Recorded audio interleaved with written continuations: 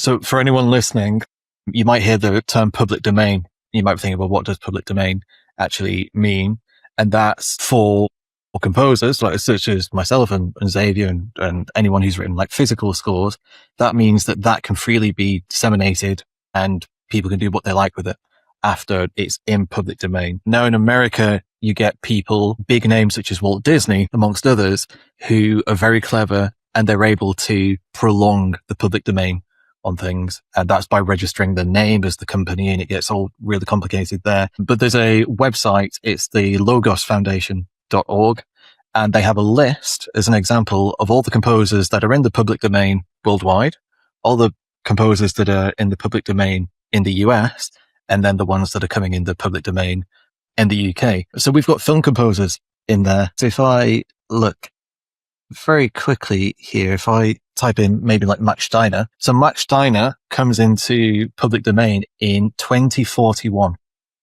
So for those who are watching and they think, oh, Max Steiner, he's like a really old composer, I should be able to just look at his scores for free. He's still protected. You can't just go and find a Max Steiner score unless you know where to look. And that work is still protected. Yeah. Eric Wolfgang Korngold, he's probably a little bit earlier. Is he still protected, I'm guessing? He becomes public domain in 2027. Okay. Oh, so 1 year. 1 year. So 1 year.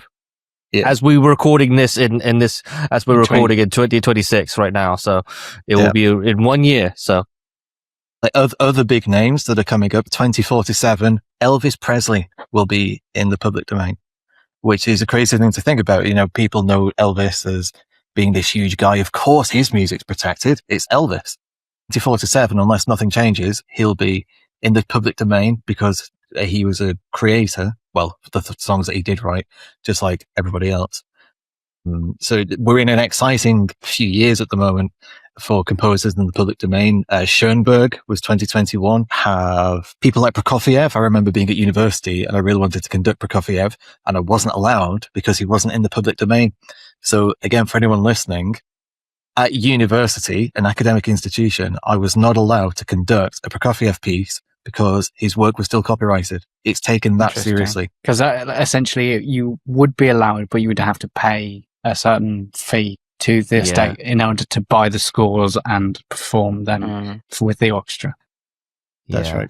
But that is correct. In practice, that basically means for student orchestras, it's not doable. It's in practice, it means that, you can only really do public domain works with student orchestras.